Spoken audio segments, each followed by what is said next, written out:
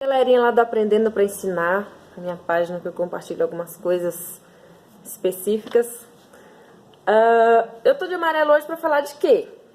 Outubro Rosa, não. Setembro Amarelo. Vamos falar um pouquinho sobre essa campanha do Setembro Amarelo.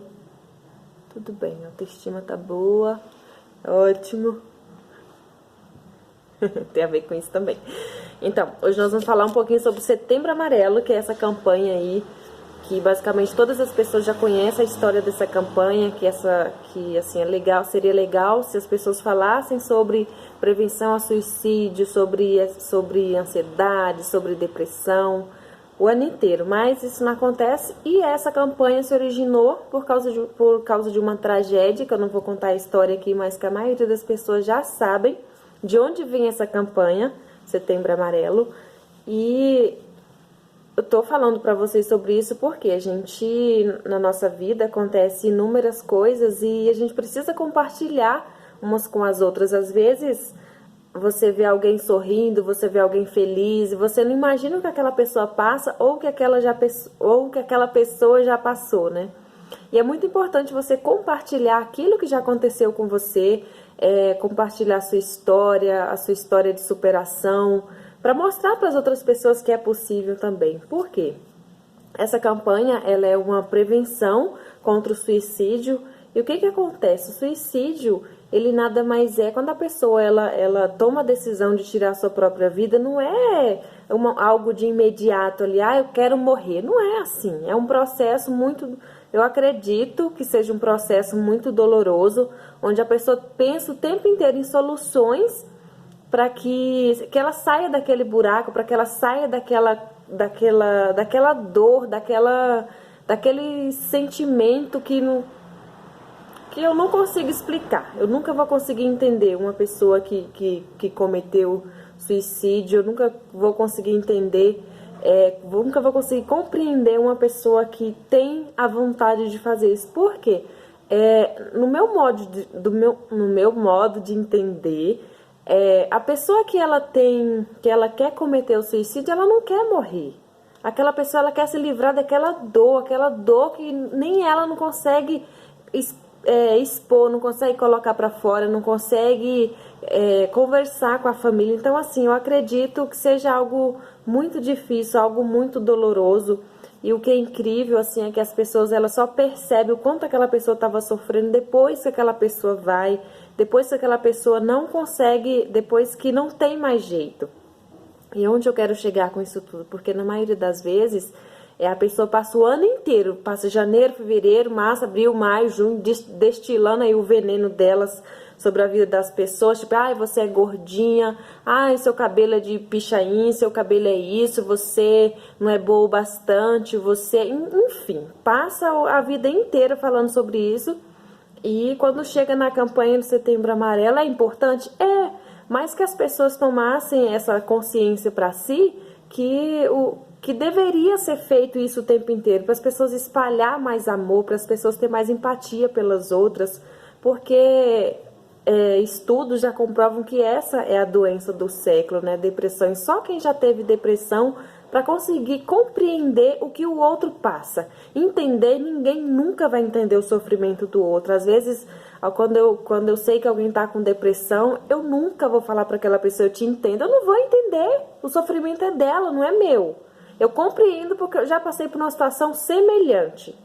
E foi muito difícil sair do buraco, do fundo do poço que eu me enfiei. E é incrível porque, assim, era um tipo de depressão que eu trabalhava. Eu fazia tudo que uma pessoa normal faz. Não que uma pessoa depressiva não seja normal.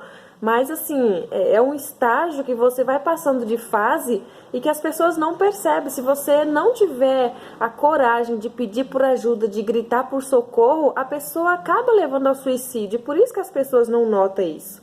Então, o que eu queria pedir para você hoje é para você ter mais empatia pelas pessoas, para você deixar de destilar o seu veneno aí à toa, né? Porque existem pessoas que elas costumam falar para as outras pessoas aquilo que incomoda nela, né?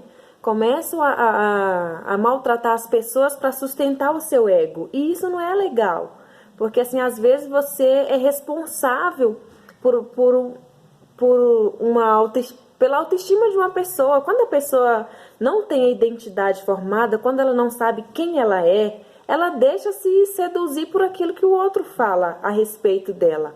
Então a verdade do outro passa a ser a verdade dela. Então toma muito cuidado com aquilo que você fala para outra pessoa. Se você não tiver nada de importante para falar, se você não tiver nada que possa ajudar aquela pessoa, fica quieto, não fala nada.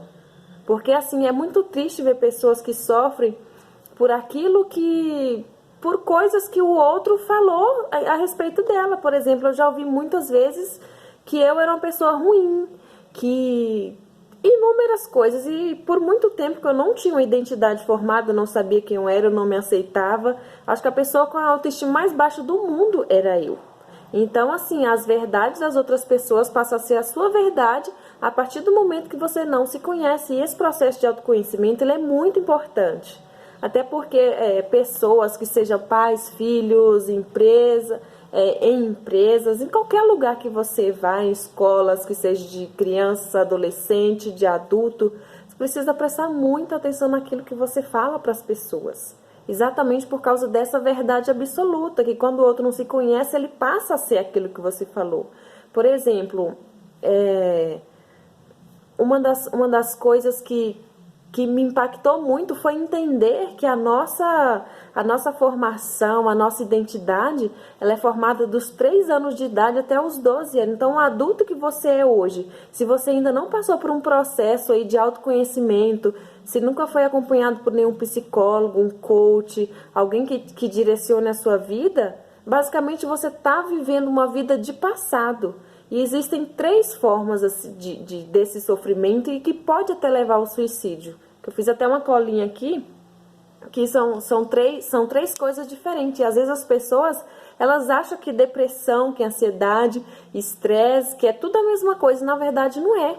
A depressão, ela é um excesso de passado. Ela não consegue passar daquela fase.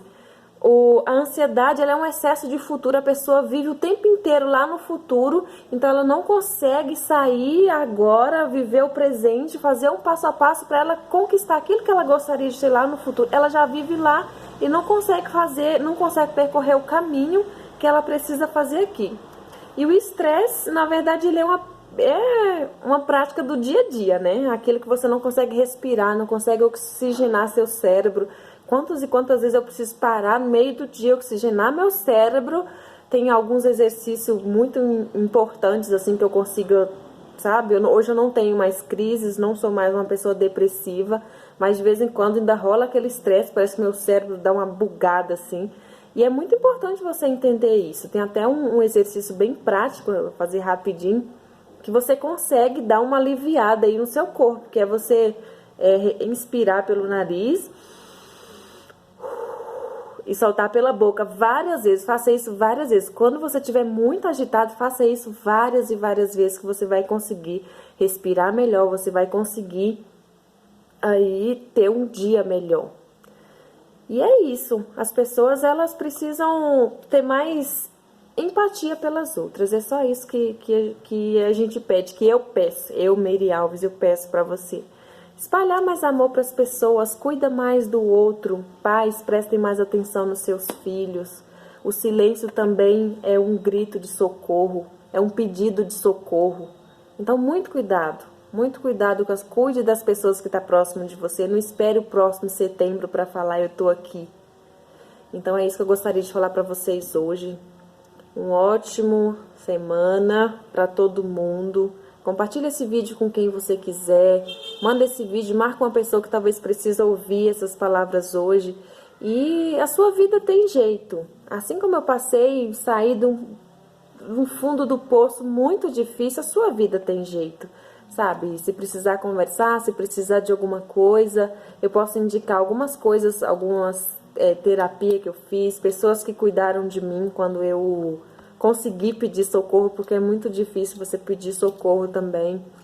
Então, mas peça ajuda, não fica sofrendo sozinho não, porque sozinho nós não conseguimos fazer nada. E é isso. Tudo de bom pra vocês. Espalhe muito amor.